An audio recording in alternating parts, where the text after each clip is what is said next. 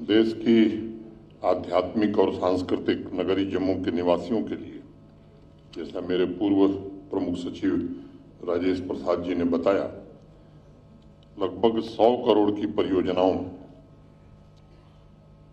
का लोकार्पण हुआ। ये जम्मू के निवासियों को समर्पित की गई हैं और लगभग 90 करोड़ रुपए की लागत से नई परियोजनाओं का शुभारंभ हुआ है।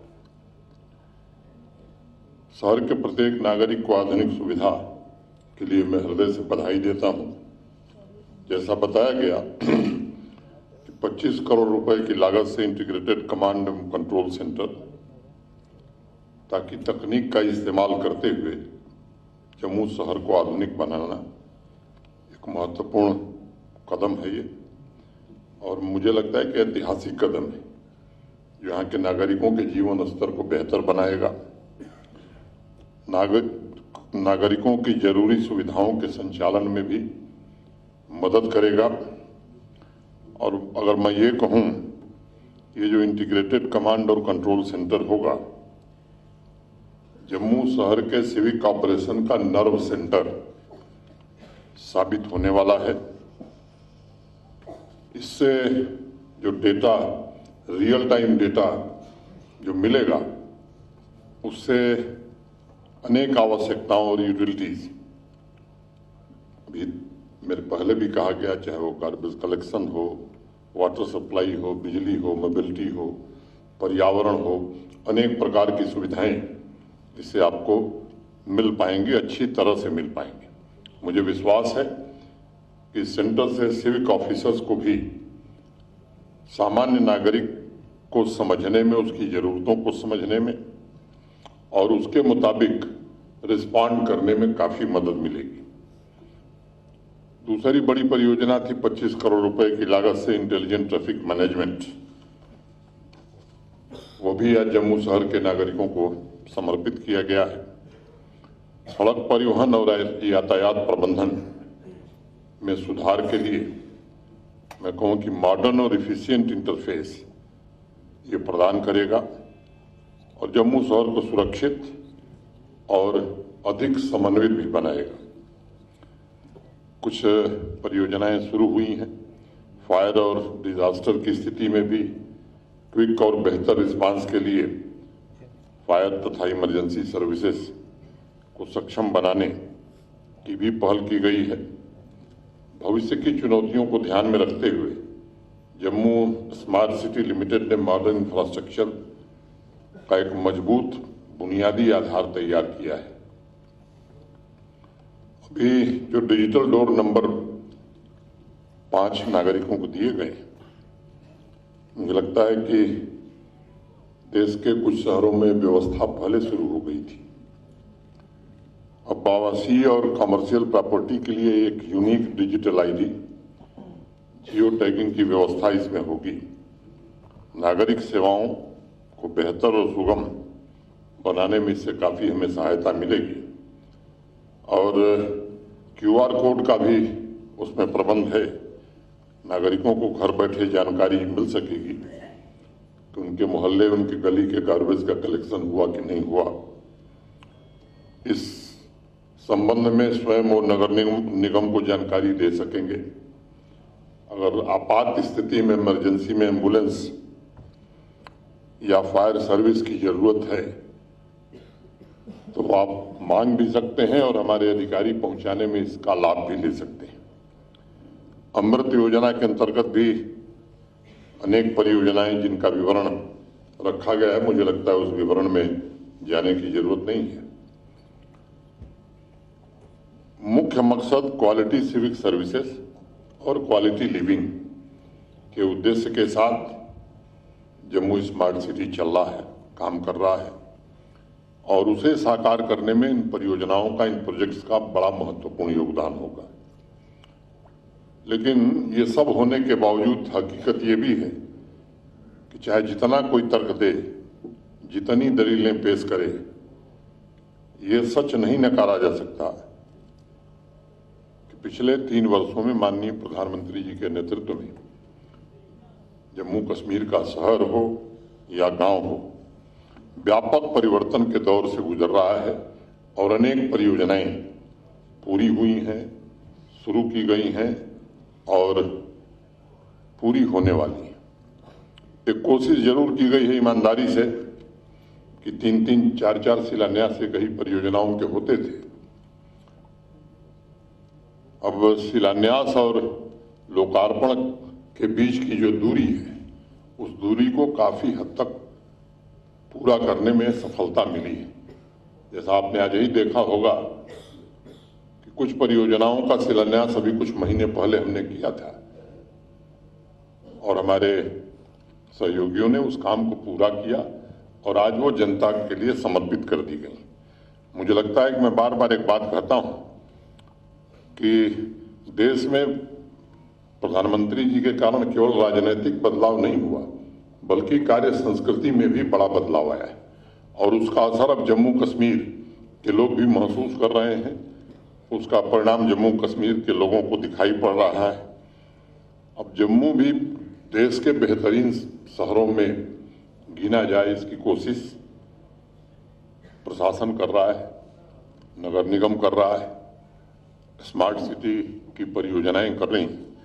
लेकिन सफलता तभी मिलेगी कि जब जम्मू के नागरिक भी स्मार्ट सिटी बनाने के लिए खुद स्मार्ट बने।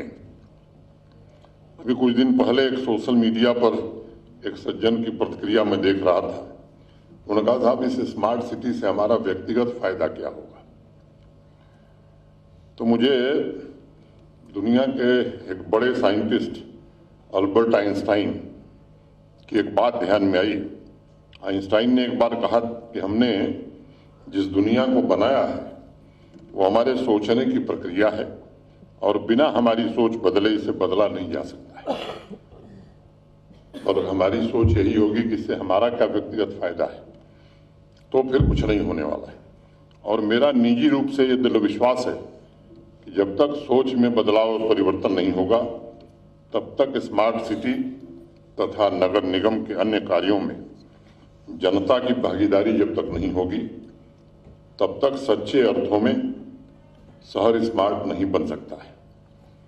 सालों से, वर्षों से अर्बन लोकल बॉडीज के जनप्रतिनिधि व्यक्तिगत रूप से जब मिलते थे, तब भी ऐसे भी इस बात को कहते रहे कि शहरों की जनसंख्या बढ़ रही है, आबादी का दबाव लगातार बढ़ता जा रहा है।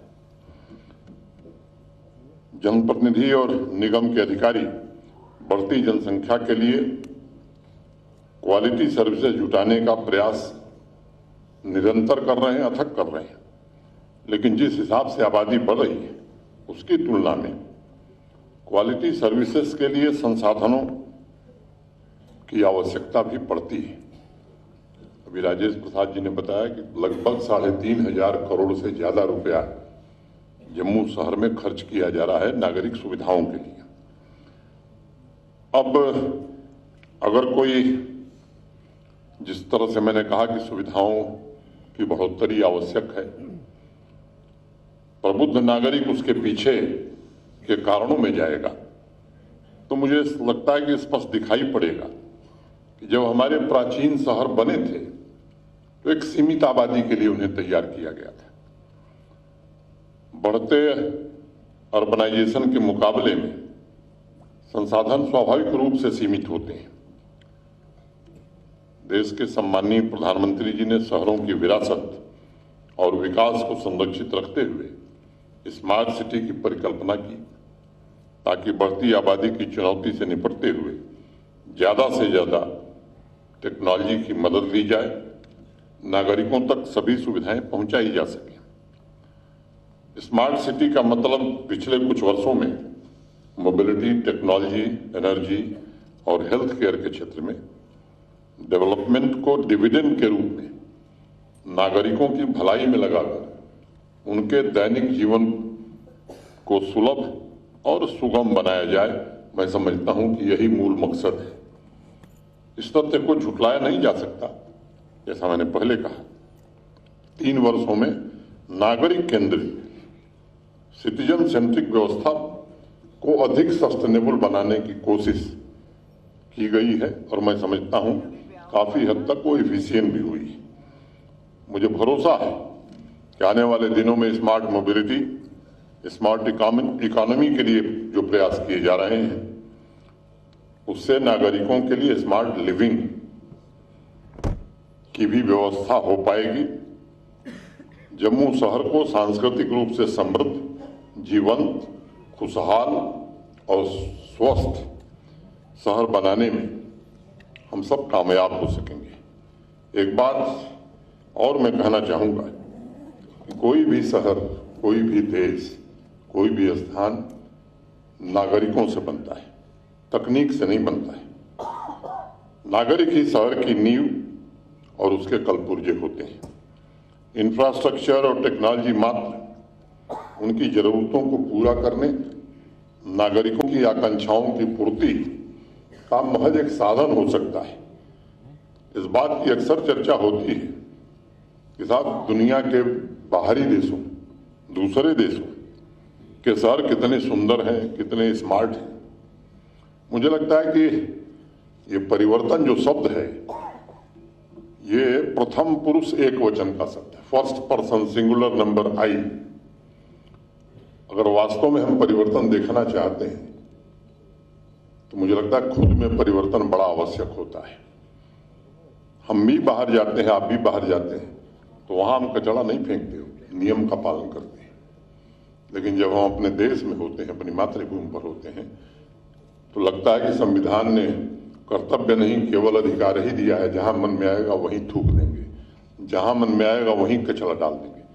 मुझे लगता है कि अब मानसिक रूप से हमें इस बात के लिए तैयार होना होगा, क्योंकि जिस तरह से भारत की छवि पूरी दुनिया में उभर करके आ रही है, अंतर्राष्ट्रीय मंचों पर जिस तरह से भारत की आवाज सुनी जा रही है, भारत की प्रतिष्ठा बढ़ी है, मुझे लगता है कि वो समय आ गया है। आज हम अमृत काल में हैं। जब आजादी के 100 वर्ष पूरे हों तो हम ऐसा शहर, ऐसा समाज बना सकें कि दुनिया के किसी देश से हम कम नहीं हैं। ऐसी व्यवस्था जम्मू में भी हम कायम कर सकें। मुझे लगता है कि ये उपयुक्त समय आ गया है और इस पर आप सबको मैं निवेदन करूंगा, आपसे प्रार्थना करूंगा कि इस काम में हम सब आप सहयोग करें। ये प्रशासन और नागरिक दोनों ही शहर की धड़कन है, उसका दिल आम आदमी है। नागरिक को सभी सुविधा मिले आवश्यक है, लेकिन उन सुविधाओं की रक्षा की जाए। मुझे याद है अभी 1 साल पहले इसी स्मार्ट सिटी के अंतर्गत इसी शहर में कुछ सुविधाएं उपलब्ध कराई गई और 10 दिन बाद मैंने अखबार में पढ़ा कुछ लोग उसे तोड़ दिए। अब हमारे घर के बगल में तोड़ा जा रहा है, हम कम से कम सूचना तो दे सकते हैं, लड़ाई नहीं कर सकते हैं। अखबार के माध्यम से प्रशासन को मालूम। मुझे लगता है कि इस सोच में थोड़ा बदलाव लाने की जरूरत है। आप सबको पता है कि 2018 में स्मार्ट सिटी को लेकर के देश में बड़ा चिंतन हुआ। दिल्ली में एक बड़ा कार्यक्रम था, मैं संयोग से उन दिनों दिल्ली में था। एक अर्बन डेवलपमेंट के जर्मन एक्सपर्ट थे वहां, उनका नाम था फील्डमैन। उन्होंने एक बात कही कि सुनिश्चित करना बड़ा आवश्यक है कि नागरिक खुद स्मार्ट बनने के लिए तैयार है, शहर के विकास में सक्रिय भागीदार बनकर निर्णय करने के लिए सहमत है और शहर के लिए अच्छा भविष्य चाहता है, तभी स्मार्ट सिटी बन सकता है। ये मेरा आप सबसे आग्रह होगा। आप सब बड़ी संख्या में हैं कि इन दायित्वों को हमें समझने की आवश्यकता है। राहुल यादव भी चर्चा कर रहे थे संपत्ति कर के बारे में। मैं 2 मिनट में इस बात को खत्म करूंगा। ये सच है कि संपत्ति कर लगाया गया है। कुछ लोग ये आरोप लगा रहे हैं कि इससे जम्मू कश्मीर की अर्थव्यवस्था पर बड़ा प्रतिकूल प्रभाव पड़ेगा। मुझे लगता है कि एक ध्यान में हम सबको एक बात रखनी है कि अगर बेहतर सुविधा चाहिए तो उन सुविधाओं के लिए थोड़ा भुगतान समर्थवान लोगों को जरूर करना चाहिए। जब विचार किया गया तो मैं फिर दोहरा रहा हूं, बहुत सोच विचार करके विवेकपूर्ण ढंग से यह फैसला लिया गया है। देश के हर शहर, हर राज्य, हर संघ राज्य क्षेत्र में यूटी में ये टैक्स लग गया है। जम्मू कश्मीर सबसे अंतिम संघ शासित प्रदेश है, यूनियन टेरिटरी है, जहां ये टैक्स लगाया गया है। लेकिन लगाने के पहले भी काफी विचार मंथन हुआ, कितना लगाया जाए, लोग कितना दे पाएंगे। तो जैसा राहुल ने कहा, दिल्ली, मुंबई, चंडीगढ़ से नहीं तुलना की गई, तुलना की गई अंबाला से, शिमला से, देहरादून से, जो हमारे पास के प्रदेश। और आपको एक बात मैं बताना चाहता हूं, इन शहरों में जो टैक्स की दर है उसके 1/10 से भी कम जम्मू कश्मीर में लगाया गया है, उसका 1/10वां हिस्सा। मैंने अगर वहां 100 रुपया है तो यहां 10 रुपया है। कुछ आंकड़े अगर मैं आपको बताऊं, कुल घरों की संख्या, आवासीय परिसरों की संख्या, रेजिडेंशियल कॉम्प्लेक्सेस की संख्या 5,10,000 है कि 20,000? 5,20,000 है। जम्मू, श्रीनगर, जितने शहर आपके ध्यान में हैं, उधमपुर, डोडा, कठुआ, बारामूला या म्यूनिसिपैलिटी, कुल 5,20,000। इसमें से 2,06,000 घर ऐसे हैं, मैंने अप्रोक्सीमेटली 40%, जिन पर कोई टैक्स नहीं है। 40% शहरी आबादी पर कोई टैक्स नहीं। ग्रामीण आबादी, कुछ लोग अब तर्क का कुतर्क भी करें, साहब क्या हो जाएगा, ग्रामीण आबादी पर कोई टैक्स नहीं है, वहां कोई नगर निगम नहीं है, वहां कोई म्यूनिसिपैलिटी नहीं, वहां पंचायतें हैं, पंचायत अपने ढंग से काम करती है। जो हमारे धार्मिक स्थल हैं, मंदिर हैं, मस्जिद हैं, गुरुद्वारे हैं, उन पर कोई टैक्स नहीं है। तो 5,20,000 में 2,06,000 ऐसे हो गए जिन पर कोई टैक्स नहीं। 2,03,600 घर ऐसे हैं, फिर मैं दोहरा रहा हूं, 2,03,600 घर ऐसे हैं जिन पर अधिकतम एक साल में, पूरे एक वर्ष में अधिकतम 1,000 रुपए का टैक्स है। और उसमें भी जम्मू और श्रीनगर में रहने वालों को ही 1,000 देना होगा, बाकी शहरों में मुझे लगता है कि उससे भी कम होगा। और जम्मू और श्रीनगर के भी कुछ खास इलाकों में तो आप अगर इस दूसरी दृष्टि से देखें तो 80% लोगों को तो सामान्य रूप से कोई बोझ पड़ने वाला नहीं है। अब मैं आता हूं कमर्शियल प्रॉपर्टी। 1,01,000 कमर्शियल प्रॉपर्टीज हैं शहरी इलाके, उसमें से 46,000 ऐसी हैं जिन पर 700 रुपए से कम का टैक्स लगने वाला है एक साल, लेस देन 700। और 30,000 ऐसी हैं जिन पर एक वर्ष में 2,000 से कम लगेगा। अब माल से किराया आएगा 10 लाख रुपया, और जम्मू म्युनिसिपल कॉर्पोरेशन को साल में 5,000 भी हम नहीं देंगे, और कहेंगे कि साहब कचरा हमारा नहीं उठ रहा है।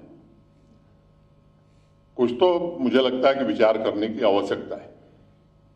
और हर बात में सामान्य आदमी की दिक्कतों का ध्यान नहीं रखा जाता है। मैं आज जिम्मेदारी से बात कहना चाहता हूं कि सामान्य आदमी और सामान्य नागरिक के हितों का ही ध्यान रखा जाता है और आगे भी रखा जाएगा। उन खास लोगों का जिन्होंने पूरे जम्मू कश्मीर की पूरी संपदा का उपयोग और दुरुपयोग अपने आने वाली 5 पीढ़ियों के लिए किया है, उनका ध्यान न रखा गया है, न आगे रखा जाएगा। ये मैं आज साफ तौर पर कहना चाहता हूं। सामान्य आदमी को कोई, अभी बताया राहुल ने, हमने व्यवस्था की, आपको लगता है कि इस व्यवस्था में कोई दोष है, आप सुझाव दीजिए, हम स्वागत करते हैं और आपको भरोसा देते हैं कि उसमें जो भी सिंप्लीफिकेशन करना होगा, सरलीकरण हम जरूर करेंगे। सामान्य व्यापारी हो, सामान्य नागरिक हो, सामान्य किसान हो, सामान्य मजदूर हो, सामान्य अध्यापक हो, कोई भी सामान्य आदमी। लेकिन कुछ लोग ये समझ लें कि हमारी जागीर है। मैं समझता हूं कि उनको ये बात ध्यान रखनी चाहिए कि भारत अब संविधान से चलता है, जम्मू कश्मीर भी भारत के संविधान से ही चलेगा। किसी की मर्जी से जम्मू कश्मीर नहीं चलाया जा सकता। वो दिन समाप्त हो गए 5 अगस्त 2019 को, जब देश की संसद ने फैसला किया था। अभी भी कुछ लोग अगर इस ख्वाब में जीते हैं तो मैं समझता हूं ख्वाबी दुनिया से उन्हें बाहर निकलना चाहिए। और मैं आप सबको भरोसा देना चाहता हूं कि सामान्य आदमी की जो भी दिक्कतें हैं, उन दिक्कतों को दूर करना हमारी सर्वोच्च प्राथमिकता है और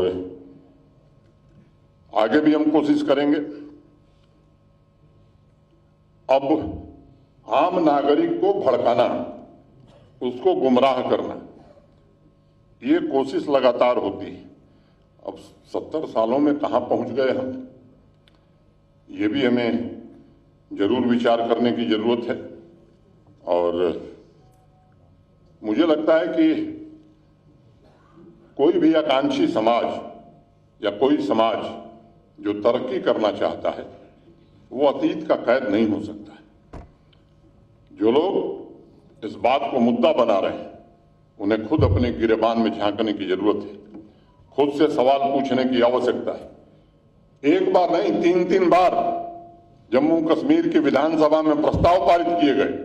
भारत सरकार में जाकर के झूठ बोला गया कि हमने प्रॉपर्टी टैक्स लगा दिया है, भारत सरकार का वित्त मंत्रालय हमें पैसा रिलीज करे, नहीं तो हम तनख्वाह नहीं दे पाएंगे। वो काम हम नहीं कर सकते। हम जो दिल्ली में कहेंगे वही जम्मू में भी कहेंगे, और वही जब आप मिलेंगे व्यक्तिगत रूप से इस कार्यक्रम में भी कहेंगे। जब आप व्यक्तिगत रूप से मिलेंगे तब भी हम वही कहेंगे। और मैं आप सबसे कहना चाहता हूं कि जम्मू कश्मीर या कोई शहर फ्यूचर रेडी कैसे हो सकता है।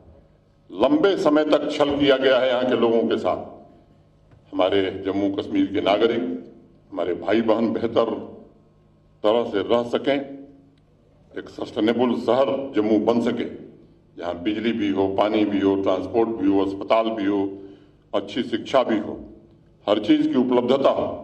इसके लिए पूरी शिद्दत से हम सब काम कर रहे हैं। मैं ये मानता हूं कि कोई भी पूर्णांक नहीं है, कोई भी व्यक्ति सब कुछ नहीं जानता है, और इसलिए हम बार बार कहते हैं कि आप सुझाव दीजिए। आपके सुझाव का स्वागत नहीं, आपके सुझाव में जो बेहतर चीज होगी उसे निश्चित रूप से हम ग्रहण भी करेंगे और उसे लागू भी करने की कोशिश करेंगे। कई बार सुधार की प्रक्रिया में ऊपर से लोगों को लगता है कि साहब ये निर्णय ठीक नहीं है, लेकिन यकीन मानिए भविष्य में आने वाली पीढ़ियां इस बात के लिए आपका भी धन्यवाद देंगी कि हमारे जो पिता थे तब प्रॉपर्टी टैक्स लगा था, जिसके कारण जम्मू शहर इंदौर से भी साफ शहर आने वाले 20 साल बाद बनने वाला है। इस प्रॉपर्टी टैक्स का ये लाभ आने वाले समय में होने वाला है। और मैं आप सबसे कहना चाहता हूं, प्रशासन को निर्णय लेने पड़ते हैं। अब क्या पड़ी है कि गाली सुनी जाए लोगों की, कोई आवश्यकता नहीं है। लेकिन गाली तब सुनी जाती है जब लगता है कि नहीं साहब, इसके बिना अब कोई विकल्प नहीं है, किसी को शौक नहीं है। हमें नहीं रहना है यहाँ जो बैठे हुए लोग हैं, मुझे लगता है कि डिप्टी मेयर साहब को छोड़ दीजिए तो ये भी 10-20 साल बाद सब जाने वाले हैं। और हना आपको है, आपका शहर है। यहाँ अस्थायी रूप से कुछ लोग आए हैं, चले जाएंगे। मुझे लगता है कि इसलिए विष पी करके भी शंकर की तरह जब गरल पान करना पड़ा था तब अमृत निकला था। गाली सुनते हुए विष पी कर भी उचित फैसला लेना, ये मैं समझता हूं कि दायित्व है, और उस दायित्व का निर्वहन हम जरूर करेंगे ताकि जम्मू कश्मीर की आने वाली भावी पीढ़ियों का भविष्य सुरक्षित हो सके। जम्मू कश्मीर भी देश की प्रगति में, नए भारत के निर्माण में किसी राज्य से कम योगदान न दे सके, इसलिए ये किया गया है। मैं आप सबसे निवेदन करना, किसी भी मित्र को भ्रांति है तो आप जरूर उसे बताएं। हमारे अधिकारी भी कोशिश कर रहे हैं लोगों तक पहुंचने की, लोगों से संवाद किया जा रहा है, और बंद किसी समस्या का समाधान नहीं। मुझे लगता है कि फ्री, फेयर, ट्रांसपेरेंट व्यवस्था चले, ये सबके हित में है। एक दूसरा मुद्दा सर्विस सिलेक्शन बोर्ड का उठा है।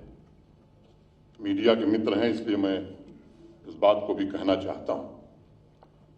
पीछे शिकायतें आई थी और शिकायतें आई, उसमें तथ्य भी पाए गए।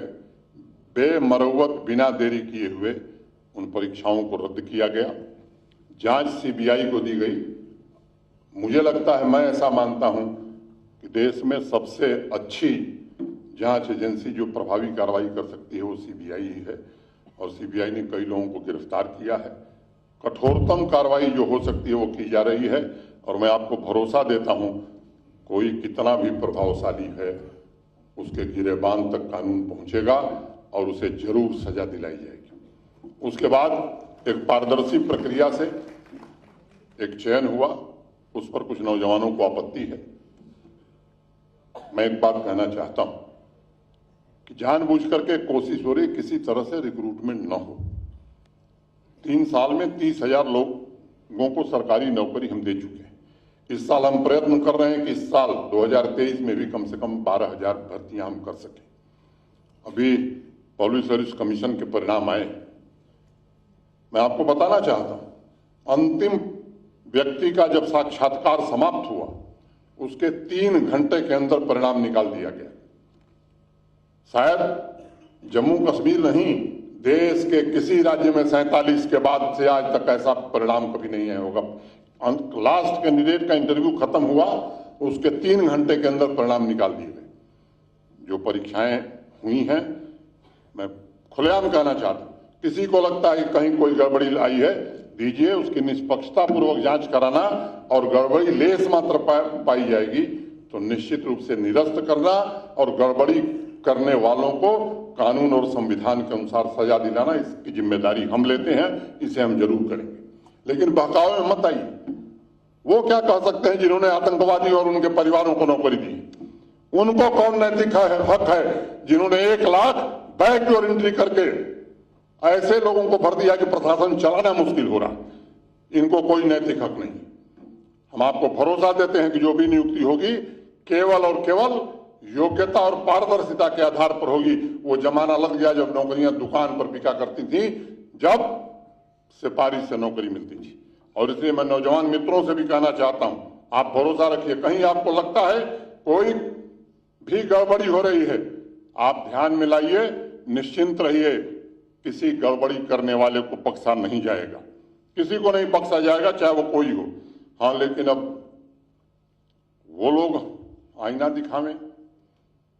मुझे लगता है जिन्होंने नौजवानों के सपनों को दिन दहाड़े लूटा, पूरे इकोसिस्टम को जिन्होंने बर्बाद करके रखा है, ऐसे लोग नौकरी में थे, दफ्तर आते ही नहीं थे। अब वो तकलीफें तो थोड़ी बढ़ेंगी, और वो बढ़नी भी चाहिए, क्योंकि तनख्वाह आम आदमी जो टैक्स देता है उसकी कमाई से तनख्वाह आ जाती है।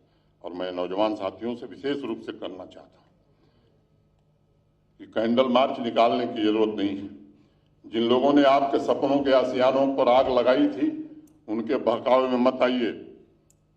जमीन से लेकर नौकरियों तक जिन्होंने केवल लूटने का ही काम किया था, अब कोई रास्ता नहीं मिल रहा है तो लोगों को भड़काने की कोशिश कर रहे हैं। मैं जम्मू कश्मीर के सभी नौजवानों से कहना चाहता हूं, निश्चिंत रहिए, कहीं भी न बेईमानी हुई है न होने दी जाएगी, और किसी बेईमान के लिए अब जगह जम्मू कश्मीर में नहीं रहेगी। एक बड़े हिंदी के प्रसिद्ध कवि हुए धूमिल, उनकी एक बड़ी छोटी कविता है कि मैं अपनी बात खत्म करूंगा। एक आदमी रोटी बेलता है, एक आदमी रोटी खाता है, एक तीसरा आदमी भी है जो न रोटी बेलता है न रोटी खाता है, वह सिर्फ रोटी से खेलता है। इन खेलने वाले लोगों के चक्कर में पड़ने की जरूरत नहीं है। कई पीढ़ियों तक यहाँ के लोगों ने योग्यता के साथ खेल खेला है, उनके बहकावे में आने की जरूरत नहीं है। इनसे सावधान रहने की जरूरत है। जिन्होंने आपके सपनों के साथ खिलवाड़ किया है, आप मन से तैयारी करिए। मैं फिर से आपको भरोसा देता हूं, विश्वास दिलाता हूं कि आपकी योग्यता के साथ कोई समझौता नहीं हो सकता है। आप निश्चिंत रहिए, और जो हमारी नीति है भ्रष्टाचार के खिलाफ जीरो टॉलरेंस की, पूरी पारदर्शिता की, पूरी ईमानदारी की, वो आगे भविष्य में कायम रहेगी। हरिशंकर पाराशाही एक हिंदी के बड़े प्रसिद्ध व्यंग्यकार हुए। उन्होंने एक बात कही कि हमारे देश का आदमी नियम मान नहीं सकता, हमारे देश का आदमी नियम मान नहीं सकता, वह मुक्त आत्मा है। वह सड़क के बीचों बीच चलकर प्राण दे देगा, लेकिन बाएं से नहीं चलेगा। मुझे लगता है कि इस व्यंग को थोड़ा समझने की आवश्यकता है। जम्मू कश्मीर निश्चित रूप से बदल रहा है, विकास के पथ पर अग्रसर है। ढेर सारी परियोजनाएं आज जम्मू शहर के नागरिकों को समर्पित की गई हैं। जिन परियोजनाओं का शिलान्यास किया गया है वो भी आने वाले समय में शीघ्र पूरी होंगी, उसका भी आपको लाभ मिलेगा।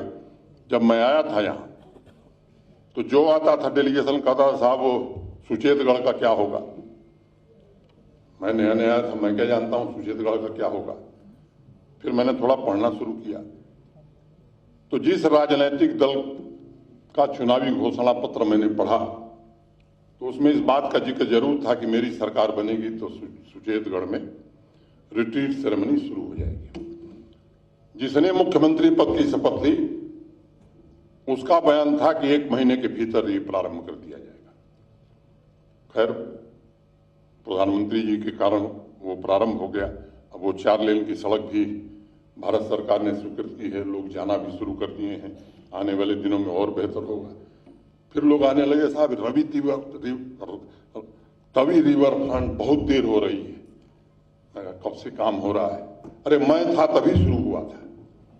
एक दिन मैं गया देखने तो वहां तवी के अलावा मुझे कुछ दिखाई नहीं पड़ रहा था। मैंने लोगों को बुलाया, अधिकारियों को, साहब ये कब हुआ, क्या हुआ? कहा साहब कागज पर हुआ है, बाकी कुछ नहीं हुआ है। वो भी अभी मैं 2 दिन पहले गया था। फर्स्ट फेज 2.7 2.7 किलोमीटर का काम चल रहा है। मैं उम्मीद करता हूं कि आने वाले अक्टूबर तक वो भी बन जाएगा। एक सज्जन आए, नाम मैं नहीं लूंगा, आप सब जानते ही होंगे। उन्होंने कहा साहब जू मैंने शुरू किया था, अभी तक नहीं बना। मैं गया कि मैं भी जरा देखा हूं जू कहाँ है। तो मैं गया तो कहीं जू तो नहीं दिखाई पड़ा, कुछ अवशेष दिखाई पड़े। अब जू भी अप्रैल अंत तक जम्मू के लोगों के लिए समर्पित हो जाएगा। जम्मू के लोग जाकर के देख सकें। कुछ बाहर से जानवर भी आ रहे हैं। तो ये इस तरह की कोशिशें हो रही हैं। लेकिन कुछ लोग हैं जिनको लग रहा है कि ये सब हो जाएगा तो हमारा क्या होगा। लोग सवाल पूछेंगे कि भाई पहले क्यों नहीं हुआ। भैया मुझे कोई मतलब नहीं। मैं केवल एक बात कहना चाहता हूं कि सामान्य नागरिक इन बातों को समझे, किसी के बहकावे में न आवे और सामान्य नागरिक की किसी भी दिक्कत के लिए 24/7 जम्मू कश्मीर का प्रशासन है। इस बात का भरोसा देते हुए मैं अपने सभी अधिकारियों का और हमारे डिप्टी मेयर साहब, हमारे अनेक कारपोरेटर्स हैं, मेयर साहब गए हैं कॉन्फ्रेंस में, नहीं तो वो भी होते, जिन लोगों ने इस परियोजना को जमीन पर उतारने में अपना योगदान दिया है, सबके प्रति हृदय से कृतज्ञता ज्ञापित करते हुए अपनी बात मैं यहीं पूरी करता हूं। धन्यवाद। जय हिंद।